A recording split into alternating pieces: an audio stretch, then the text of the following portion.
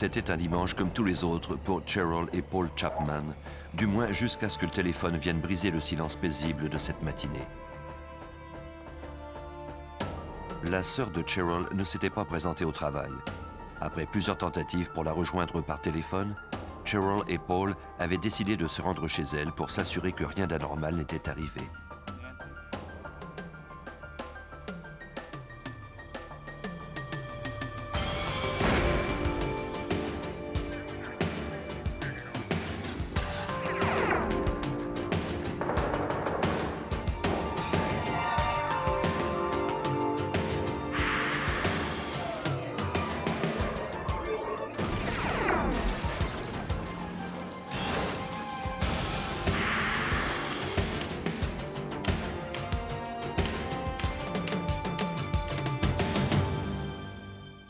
L'Alaska est situé aux confins du monde. Ses habitants sont isolés du reste de la planète et de ses tracas. La splendeur des paysages et son immensité semblent les rendre solidaires et respectueux les uns envers les autres.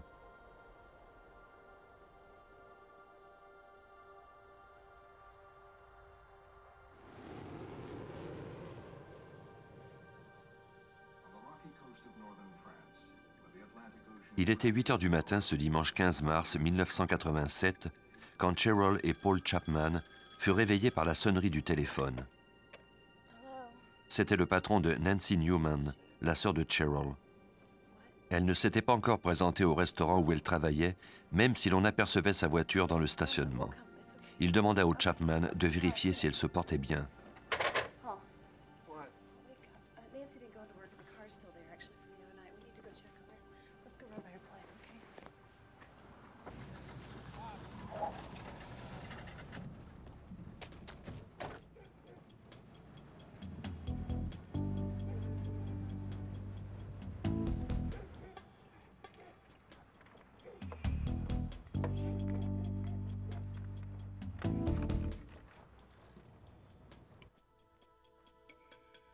Dès qu'ils arrivèrent chez elle, ils eurent le terrible pressentiment qu'un drame s'était produit.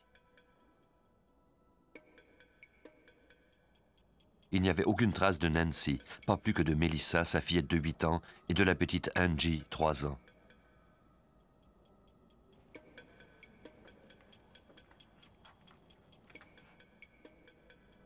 Les tasses utilisées par Cheryl et Nancy le vendredi soir précédent étaient toujours dans l'évier. Les restes du petit déjeuner du samedi étaient sur la table. La boîte de fer-blanc dans laquelle Nancy conservait ses pourboires était vide.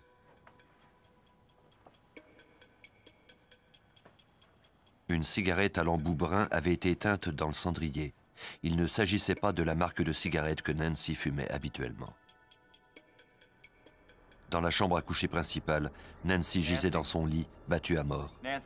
La scène n'était pas moins horrible dans les chambres des deux fillettes. À sa plus grande consternation, Paul trouva Melissa et Angie également sauvagement assassinées.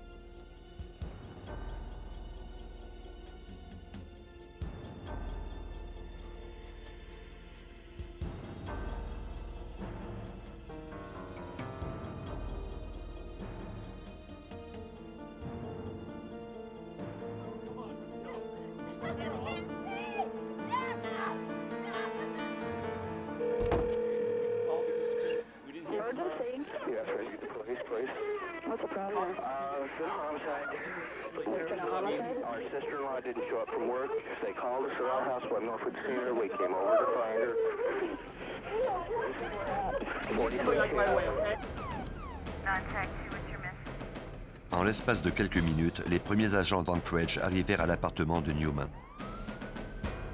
Pour éviter que quoi que ce soit ne soit dérangé, ils érigèrent un périmètre de sécurité tout en essayant de calmer la famille des victimes jusqu'à l'arrivée de l'équipe d'experts judiciaires. Les enquêteurs furent troublés par leur découverte. Nancy et Melissa Newman semblaient avoir été battues puis étranglées. Quant à la petite Angie, sa gorge était si profondément entaillée qu'elle en avait presque été décapitée.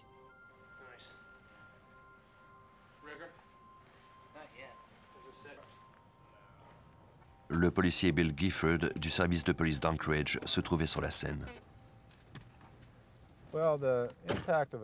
Il est difficile de décrire avec des mots l'impact que peut avoir sur nous une telle enquête. On est pourtant habitué à travailler sur des cas d'homicide, d'assauts graves.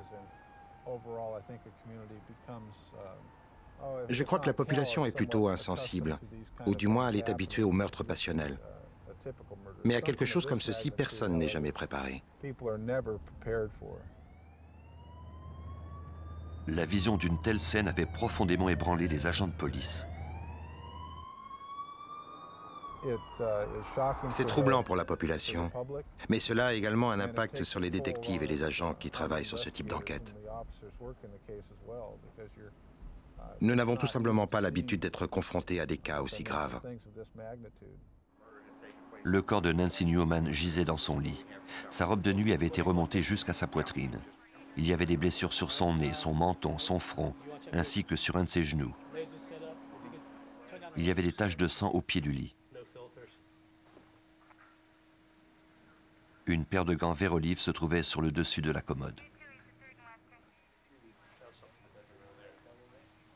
À l'autre bout du couloir, on retrouva le corps de Melissa Newman, étendu sur le dos au milieu de sa chambre, une tête d'oreiller ensanglantée nouée autour du cou.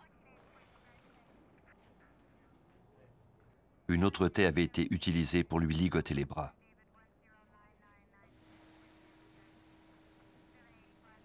Quant à la petite Angie, elle gisait sur le sol de sa chambre dans une mare de sang entourée de ses livres favoris.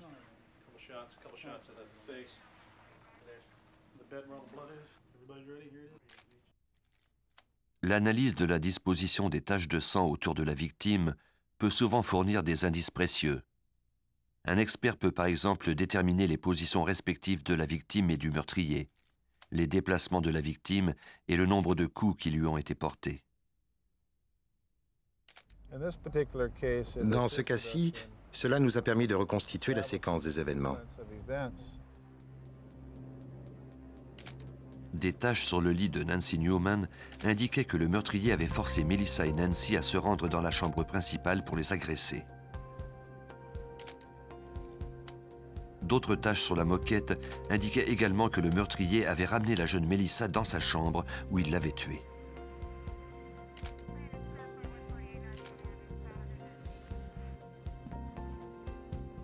Chaque chambre à coucher était une scène de crime indépendante des autres.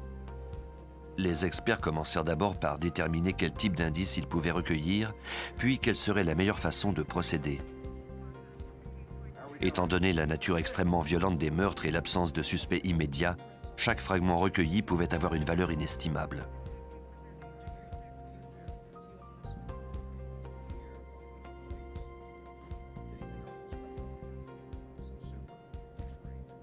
Le sergent détective Michael Grimes était alors responsable du service des homicides de la police d'Anchorage. Je savais qu'il faudrait des heures et des heures à l'équipe pour compléter l'analyse de la scène du crime. C'était vraiment un cas pour la criminalistique. Quand nous sommes arrivés sur les lieux, rien n'avait été déplacé, ou presque. En ce sens, nous avions beaucoup de chance.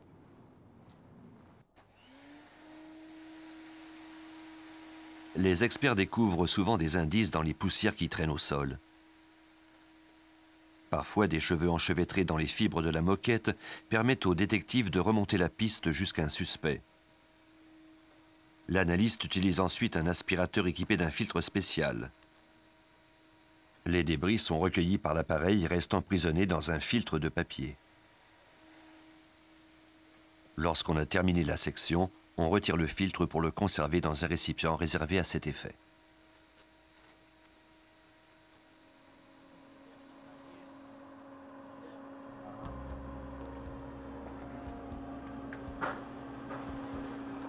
Mais il arrive que des fragments de cheveux et des fibres ne soient pas aspirés. On utilise alors un rayon laser portatif qui a la propriété de rendre fluorescents les indices qui n'ont pas été recueillis.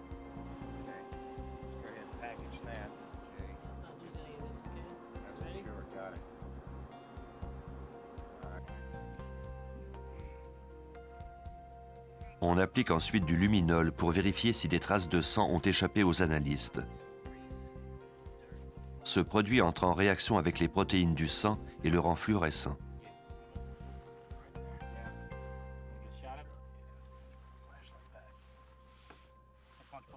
Nous étions en train d'analyser la scène à la recherche de sang et nous avons remarqué une trace. Nous l'avons photographiée. Il manquait aussi un couteau dans le jeu de couteau de cuisine. Nous en avons pris un parmi ceux qui restaient et nous avons constaté qu'il correspondait parfaitement aux marques identifiées au luminol. La largeur et la longueur, tout était identique.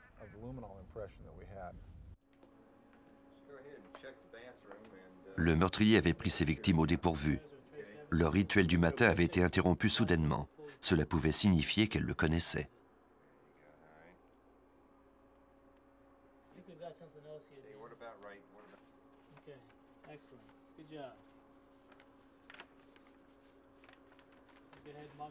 Interrogée à l'arrivée des détectives, Cheryl avait déclaré que Nancy n'avait aucun ennemi.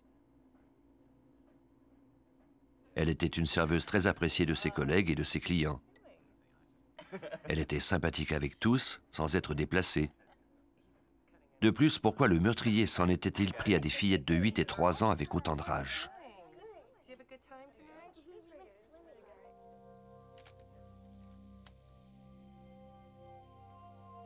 Le mobile du crime n'était pas le vol puisque le meurtrier n'avait pas fouillé l'appartement ni dérangé quoi que ce soit.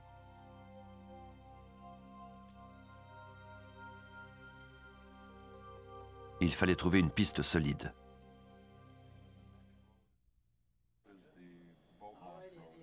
Le détective Bill Reader faisait partie de cette enquête dès le début. La scène du crime elle-même fournissait le point de départ de l'enquête. Il n'y avait pas eu d'entrée par effraction. Cela signifiait donc que le meurtrier avait accès à cet appartement ou qu'il connaissait les victimes. On interrogea immédiatement les voisins, les membres de la famille et les amis des victimes, toute personne qui pourrait mettre les policiers sur une piste. Nous espérions que quelqu'un nous dise avoir remarqué quelque chose d'anormal. Des inconnus rôdant dans le secteur ou entendu des bruits suspects, quelqu'un en train de transporter des choses. Quoi que ce soit qui nous permettrait de centrer notre attention sur un individu en particulier.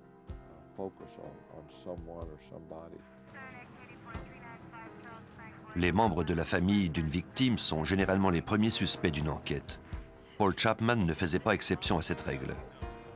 Ce dernier n'avait pas d'alibi puisqu'il avait passé la journée du samedi seul, mais il était visiblement en état de choc lorsqu'il avait découvert les victimes.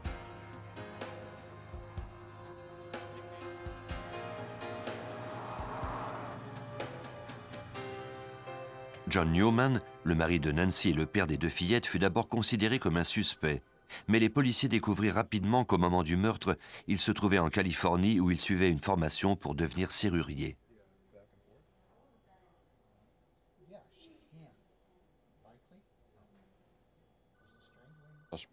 Une autre façon d'éliminer un suspect est d'observer son comportement. John a toujours maintenu qu'il voulait que cette enquête soit résolue. Il était en état de choc et affichait tous les signes habituels en de telles circonstances.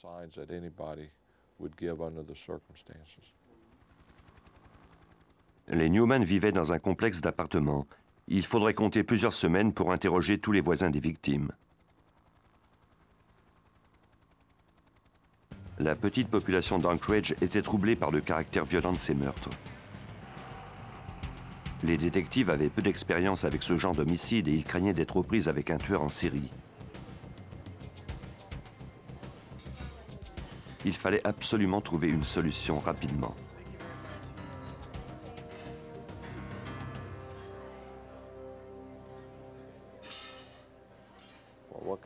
Quel genre d'individu peut commettre un crime aussi crapuleux?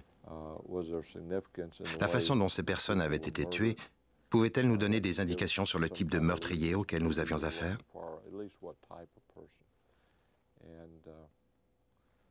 Dès le premier ou le deuxième jour, nous avons décidé de demander l'aide du FBI.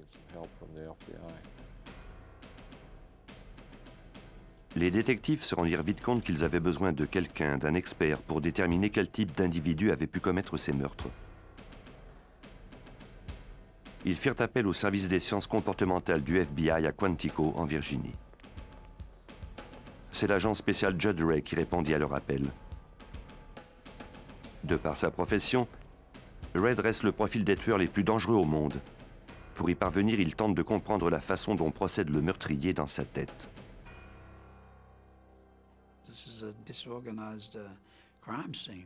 La scène du crime était complètement anarchique. Cet individu avait une faible estime de lui-même. Il était possible qu'il ait été rejeté par la société et que ses meurtres soient sa façon à lui de la rejeter à son tour. Ray informa les détectives d'Anchorage que le tueur pouvait récidiver. La façon dont les meurtres avaient été commis lui faisait peur, et aussi le fait qu'il y ait 3 victimes, dont 2 enfants. Selon lui, nous devions agir le plus vite possible parce que cet individu avait perdu le contrôle de lui-même et pouvait commettre de nouveaux meurtres dans un futur rapproché.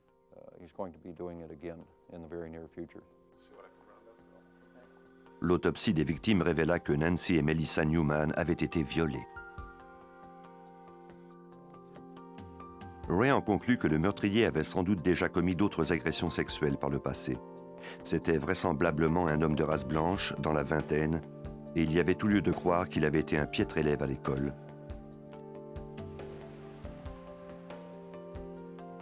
Suite aux conclusions de Ray, les détectives commencèrent à réduire le nombre de suspects possibles. Parmi eux se trouvait un jeune homme qui venait tout juste d'emménager dans un des appartements voisins des Newman. Les policiers interrogèrent également Kirby Anthony, 23 ans, le neveu de John Newman. Anthony avait un alibi pour la matinée du samedi 14 mars, mais ce n'était pas le cas du voisin des victimes. Rien dans mon esprit, absolument rien ne pouvait expliquer l'extrême violence et la rage avec laquelle il avait tranché la gorge de la petite Angie de 3 ans. Ray avait insisté sur le fait que les victimes connaissaient leur agresseur. Plusieurs témoins et amis déclarèrent que le jeune voisin n'avait pas menti en affirmant n'avoir jamais rencontré Nancy Newman et ses fillettes. Il y avait donc tout lieu de croire que ce n'était pas lui qui avait commis les meurtres.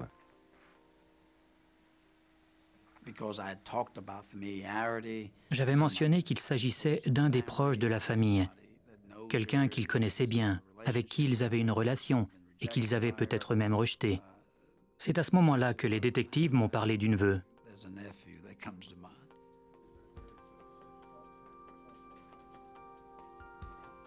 Les enquêteurs continuaient à interroger les suspects. Les nombreux indices recueillis sur la scène du crime dépassaient les capacités du laboratoire judiciaire de l'Alaska. Une fois encore, la police d'Anchorage demanda l'aide du FBI. Les indices furent envoyés au laboratoire judiciaire du FBI à Washington. La tâche fut confiée à l'expert en micro-indices Doug Diedrich.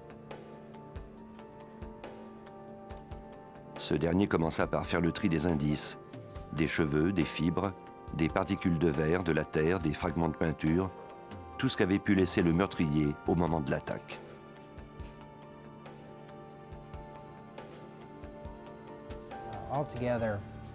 Je crois avoir examiné en tout entre 300 et 400 indices de la scène du crime. Certains provenaient des victimes, d'autres de diverses personnes, des suspects, des parents et de certaines de leurs connaissances. Il ne serait pas facile de déterminer la provenance de certaines fibres.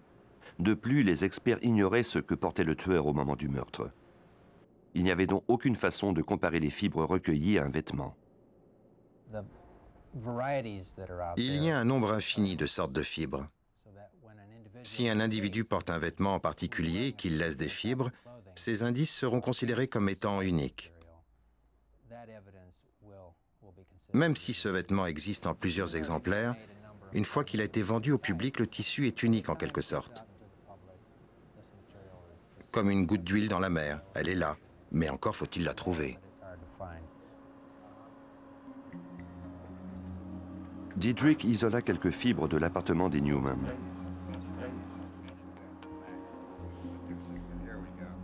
Elles étaient si petites qu'elles auraient pu tenir dans un dé à coudre.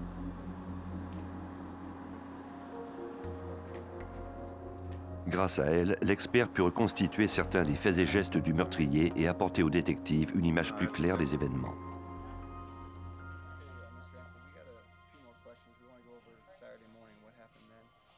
Diedrich poursuivait ses analyses. Pendant ce temps, les policiers d'Anchorage convoquèrent Kirby Anthony au poste de police afin de prendre sa déposition.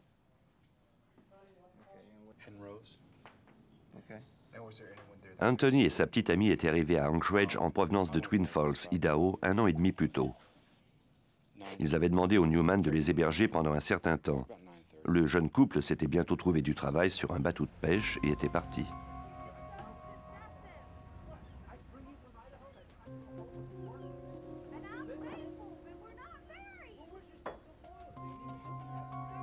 Anthony et sa petite amie s'étaient séparés depuis.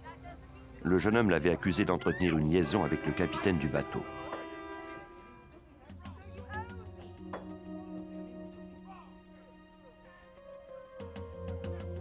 Des membres de l'équipage déclarèrent qu'il était devenu instable et que son comportement était étrange après la séparation.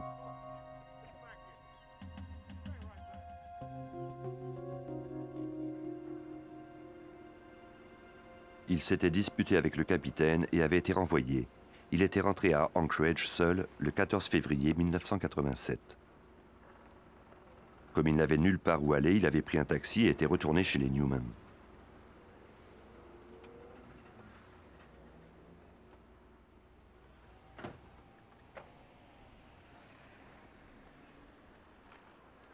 Selon Cheryl Chapman, John Newman avait été très contrarié d'apprendre que son neveu était retourné chez lui en son absence.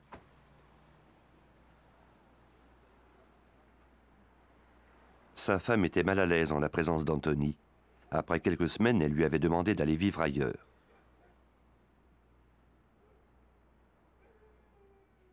Il avait alors emménagé avec un de ses amis, Dan Grant.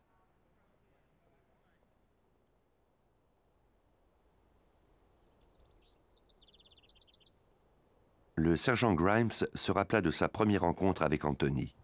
C'est lui qui avait avisé le jeune homme des meurtres de sa tante et de ses deux cousines.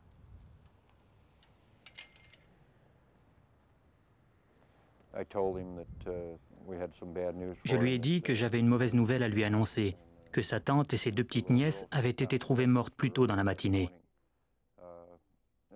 Kirby s'est alors pris les cheveux et s'est mis à gémir, mais il n'a versé aucune larme. Ses yeux étaient secs. Le comportement d'Anthony était étrange, mais ne justifiait pas une arrestation.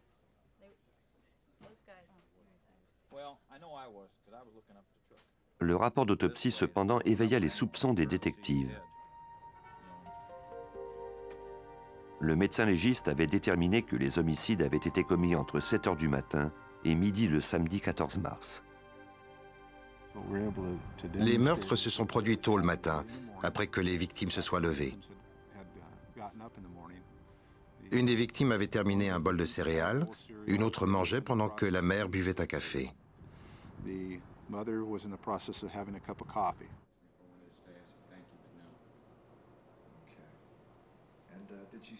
Anthony avait déclaré qu'il se trouvait à une fête pendant la nuit du vendredi au samedi.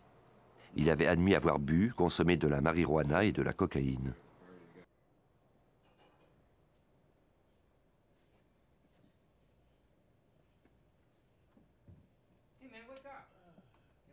Il avait déclaré être rentré ensuite à l'appartement qu'il partageait avec Dan Grant vers 7 heures du matin, puis qu'il était reparti vers 8h45. Dans l'affaire du triple homicide en Alaska, les recherches de l'expert du FBI, Doug Diedrich, sur les micro-indices devenaient de plus en plus compliquées. Il y avait entre autres les sacs d'aspirateurs provenant des différentes pièces. Je devais trier tous ces indices. Il fallait séparer les cheveux, par exemple. Je crois que l'aspect le plus difficile de cette enquête pour moi a été de tenir compte de chaque cheveu recueilli dans l'appartement. En général, nous ne le faisons pas. Il y a trop de cheveux à examiner. Mais dans ce cas-ci, c'était nécessaire. Et la tâche était monumentale. Les cheveux ont des caractéristiques uniques observables au microscope. On peut ainsi déterminer de qui ils proviennent. Lorsqu'on grossit les cheveux de 250 à 400 fois, il est très facile de constater qu'ils sont différents d'un individu à l'autre.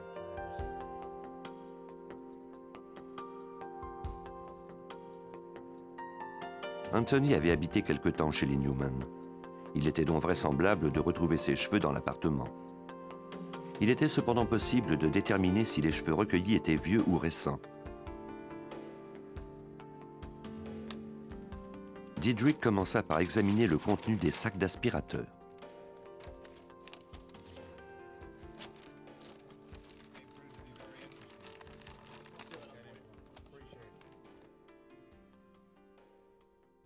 C'est en examinant la surface et la racine des cheveux que l'on peut déterminer depuis quand ceux-ci se trouvent dans un environnement donné.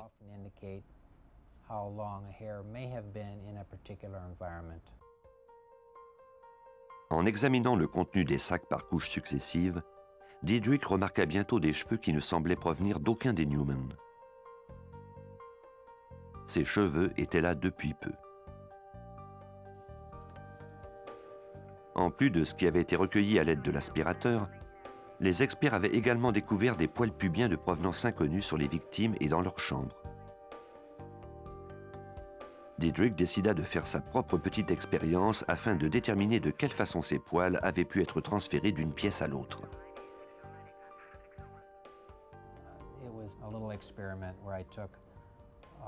J'ai apporté avec moi un aspirateur du service judiciaire et j'ai passé l'aspirateur dans les 4 chambres à coucher de ma maison sur une période de 2 semaines, à la même heure, tous les jours, juste pour voir ce que j'obtiendrais.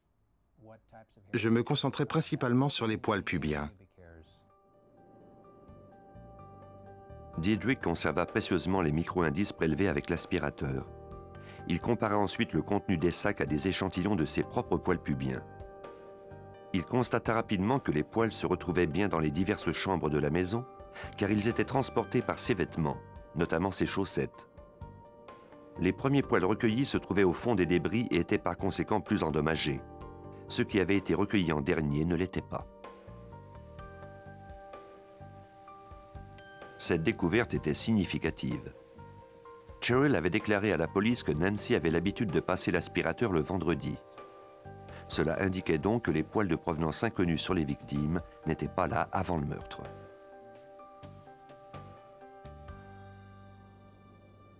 Les experts avaient notamment découvert un poil pubien sur une serviette humide sur le carrelage de la salle de bain. Sous le microscope, Diedrich remarqua bientôt un détail intéressant. Il y avait une lente de morpion sur le poil. Diedrich fit part de ses constatations aux détectives et leur demanda d'obtenir un échantillon des suspects afin de procéder à des comparaisons. La liste des suspects comptait 6 individus. Les détectives l'avaient dressée à partir des noms d'ex-prisonniers qui avaient commis des crimes sexuels et avaient été fournis par le service correctionnel de l'État. Certains d'entre eux habitaient le même secteur que la famille Newman. On fit subir à chacun d'entre eux un interrogatoire exhaustif, puis on vérifia leur alibi. Les policiers interrogèrent à nouveau Anthony. Ils remarquèrent qu'il avait légèrement modifié sa version des faits. Les détectives demandèrent à Anthony de fournir des échantillons de son sang, de ses cheveux et de ses poils. Le jeune homme se montra coopératif et accepta de fournir des échantillons volontairement. Les échantillons furent rapidement envoyés à Diedrich pour être comparés. Le lendemain, l'expert du FBI téléphonait aux détectives pour les informer qu'il avait trouvé des morpions dans les poils d'Anthony. Cela a été le point déterminant de l'enquête. À partir de là, nous avons pu faire de Kirby notre principal suspect. Lorsqu'on parla à Kirby Anthony de la serviette découverte dans la salle de bain et du poil sur lequel on avait découvert une lente, il admit qu'il avait bien des morpions. Il déclara qu'il avait pris une douche chez les Newman une semaine avant les meurtres, car il craignait d'infester l'appartement de son ami Dan Grant. Pour Judge Ray, la serviette en disait long sur le suspect. Le meurtrier s'était lavé sur la scène du crime. Pourquoi avait-il pris ce risque? Pourquoi n'était-il pas rentré chez lui directement? Pour moi, il était évident qu'il devait quitter les lieux et ne pouvait pas rentrer chez lui couvert de sang. Cela signifiait donc qu'il ne vivait pas seul. Ray avait également déterminé que le meurtrier avait sans doute déjà commis une agression sexuelle dans le passé. Les enquêteurs fouillèrent les antécédents de Kirby et découvrirent qu'il avait été le principal suspect dans une affaire de viol qui n'avait jamais été résolue dans l'Idaho. La victime, une fillette de 12 ans, avait subi des dommages au cerveau pendant l'agression et n'avait pas pu témoigner. Juste avant de s'établir en Alaska, il avait fait l'objet d'une enquête là-bas. Il y avait eu un pique-nique et on avait découvert cette fillette de 12 ans dans les bois. Elle était inconsciente. Elle avait été étranglée et avait été victime d'une agression sexuelle. Les indices avaient conduit les détectives à ce Kirby Anthony. Ray avait également mentionné que le meurtrier se montrerait sans doute coopératif avec la police. On nous avait dit que le meurtrier interviendrait peut-être dans l'enquête, qu'il appellerait pour savoir quels indices nous avions découverts. Kirby a effectivement commencé à se conduire de cette façon. Le suspect ignorait cependant que les experts avaient constaté que les autres poils et cheveux découverts sur la scène provenaient aussi de lui.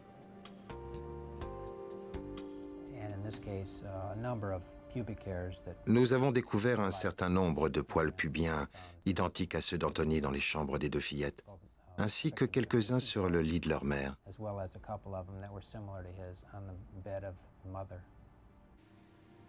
On avait également recueilli un cheveu qui provenait du suspect dans les draps du lit de Nancy Newman.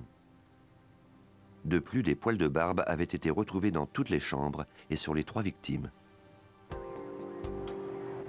Il était devenu impératif de surveiller les moindres mouvements d'Anthony.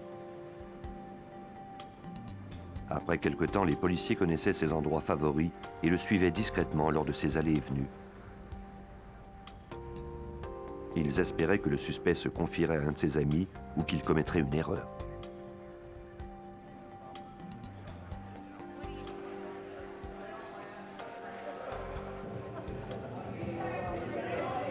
Les efforts des policiers furent récompensés.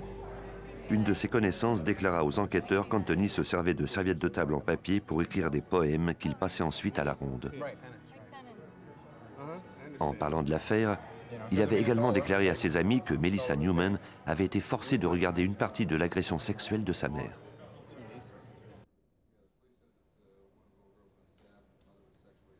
Les détectives apprirent également qu'après les meurtres, Anthony avait appelé la mère de son ex-petite amie dans l'Idaho pour lui parler du crime. Angie Newman avait été poignardée, avait-il dit, et Nancy et Melissa avaient toutes deux été violées.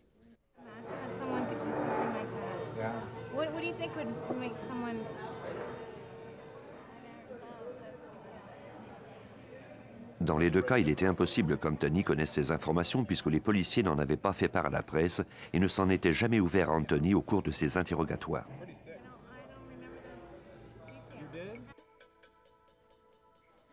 Les preuves indirectes continuaient à s'accumuler contre Anthony. Lors d'une visite chez lui, les policiers remarquèrent un appareil photo manuel qui appartenait à John Newman et dont ce dernier avait signalé la disparition après les meurtres. Anthony déclara au détective que les Newman le lui avaient prêté. Lorsqu'on lui demanda comment il fonctionnait, il fut cependant incapable de répondre.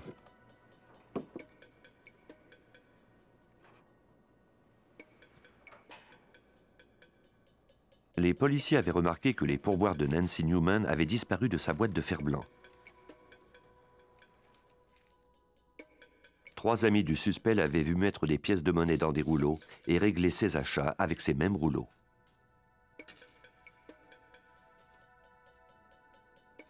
Il y avait également des empreintes digitales.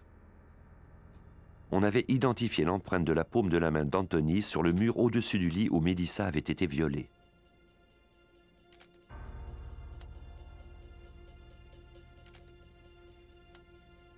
D'autres empreintes de lui furent aussi recueillies sur la boîte de fer-blanc, ainsi que dans le placard de l'entrée, et à l'intérieur et à l'extérieur de la porte d'entrée.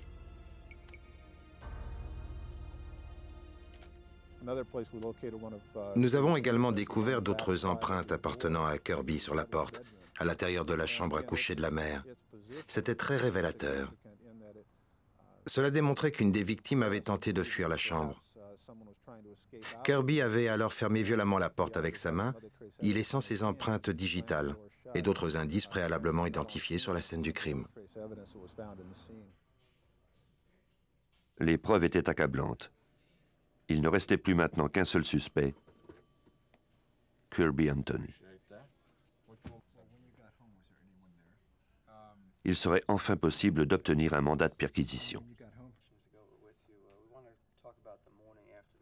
Judd Ray avait mis les policiers en garde. Le suspect pourrait tenter de prendre la fuite si la tension devenait trop grande. Les nombreuses questions de la police pouvaient l'avoir rendu nerveux. Encore une fois, l'expert du service des études comportementales ne s'était pas trompé. Anthony déclara à l'ami qu'il hébergeait qu'il songeait quitter la ville. Il avait demandé à son ami de ne pas le signaler à la police.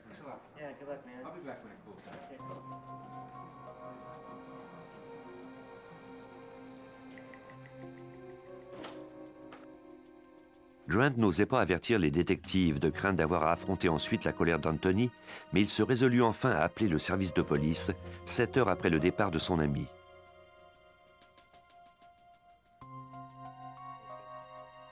Ce dernier se dirigeait vers la frontière canadienne, située à 8 heures de route.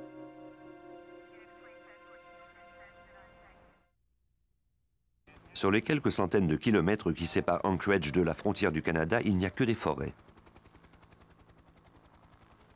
Anthony pouvait se cacher n'importe où.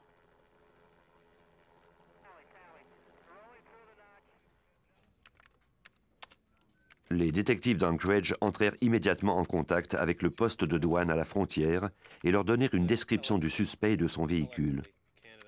Il fallait espérer qu'il ne tarderait pas à y arriver.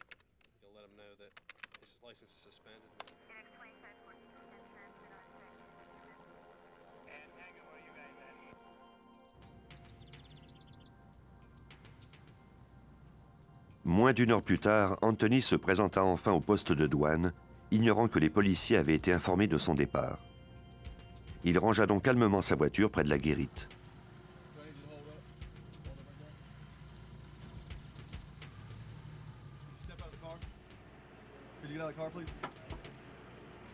Il fut retenu provisoirement et interrogé jusqu'à l'arrivée des agents de la patrouille d'État. Il fut arrêté pour avoir conduit avec un permis périmé et reconduit à Anchorage au service de police. Pendant le trajet, on lui fit la lecture de ses droits et des accusations qui pesaient contre lui. 3 meurtres au premier degré, 2 agressions sexuelles et un enlèvement. Selon la loi de l'Alaska, il est possible d'accuser d'enlèvement lorsque la victime est attachée lors de son agression. Le meurtrier avait noué les bras de Melissa à l'aide d'une taie d'oreiller pendant le viol. Il a bondi et s'est mis à hurler « Qu'est-ce que c'est que cette histoire d'enlèvement ?» Cela nous a paru vraiment louche, compte tenu que nous venions de l'accuser de 3 meurtres et de 2 agressions sexuelles.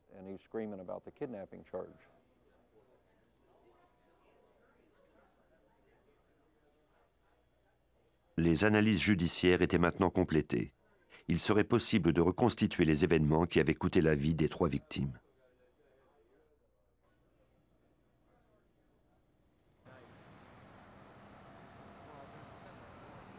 Cheryl avait vu sa sœur en vie pour la dernière fois le vendredi 13 mars. Cheryl, Paul et Nancy s'étaient donné rendez-vous au restaurant où Nancy travaillait pour prendre un verre. Kelly, la fille de Cheryl, avait emmené ses 2 cousines à la piscine pour que les parents aient une soirée de congé.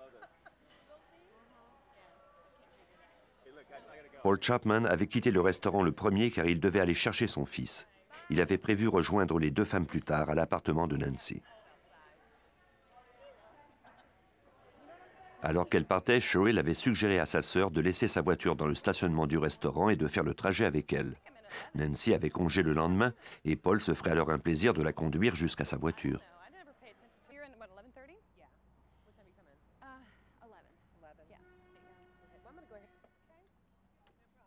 Cheryl, Paul et Nancy s'étaient retrouvés plus tard et avaient attendu le retour de Kelly et des 2 fillettes.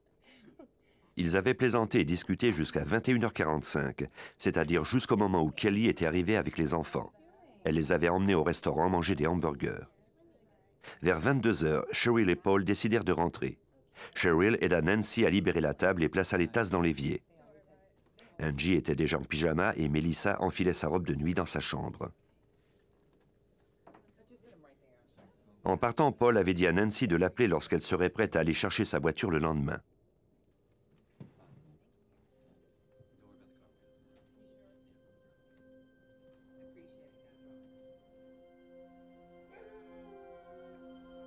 Entre 7h et midi, le samedi 14 mars, Kirby Anthony s'était rendu à l'appartement des Newman. Il est la seule personne à vraiment savoir ce qui s'est produit par la suite. Il est possible que Nancy ait refusé de lui prêter de l'argent ou qu'elle ait repoussé ses avances sexuelles et qu'elle lui ait demandé de quitter les lieux.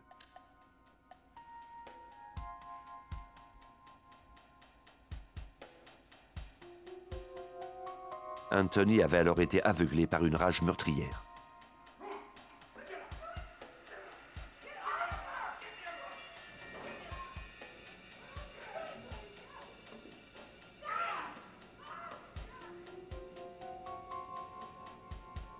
Certains indices laissent croire que l'agression de Melissa s'est produite en partie dans la chambre de sa mère. Cela signifie que les deux victimes ont été attachées. Des marques sur leur corps le confirment.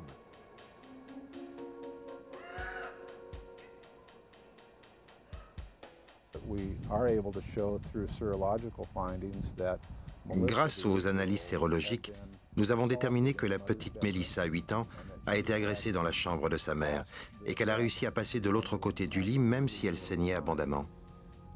Elle a ensuite été maîtrisée et maintenue dans la même position pendant une certaine période de temps.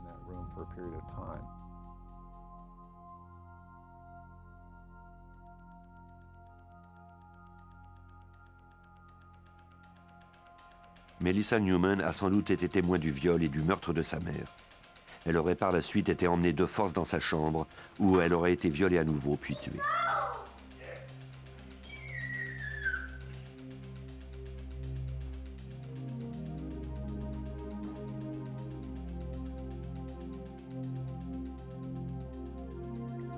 La police n'a jamais retrouvé le couteau qui avait servi à trancher la gorge de la petite Angie.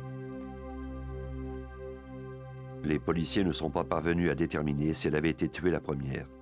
Ce qui est cependant évident, c'est qu'elle était la cible d'une rage aveugle.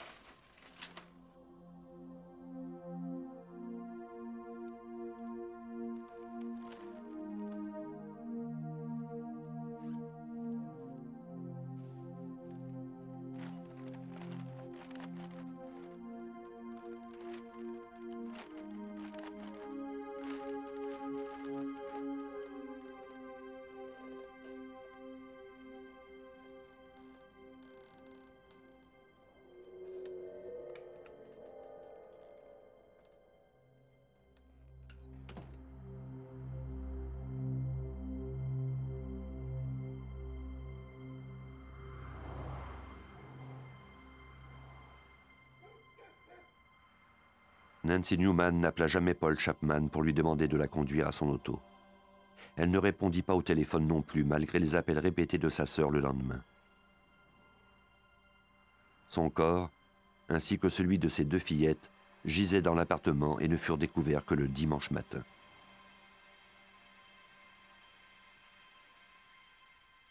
Les détectives croient qu'Anthony avait développé une aversion pour la petite Angie quand il s'occupait des fillettes. Il disait d'elle que c'était un vrai tyran. Rien ne justifiait cependant une telle violence envers un enfant.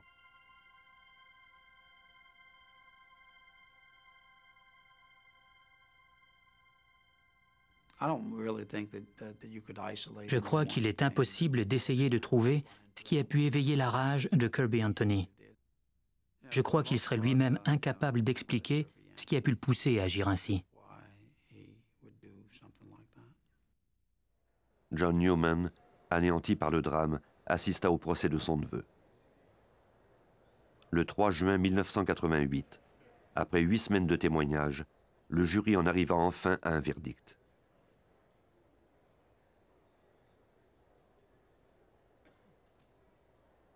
Le jeune Anthony, fraîchement rasé, semblait d'abord confiant. Mais il perdit sa contenance lorsqu'il entendit la sentence.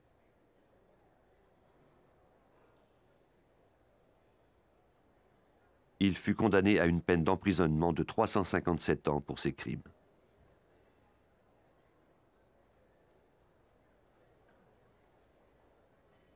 L'enquête entourant Kirby Anthony avait été exemplaire. La coopération entre les divers services de police avait été totale. Les policiers d'Anchorage avaient remis au FBI les indices recueillis sur la scène du crime. De son côté, Doug Diedrich avait méticuleusement analysé les cheveux et les fibres et même contré les arguments de la défense en menant sa propre expérience pour les réfuter. Judd Ray avait aidé la police à devancer les faits et gestes du suspect. Pour la première fois, le témoignage d'un expert en études comportementales du FBI avait été accepté en cours.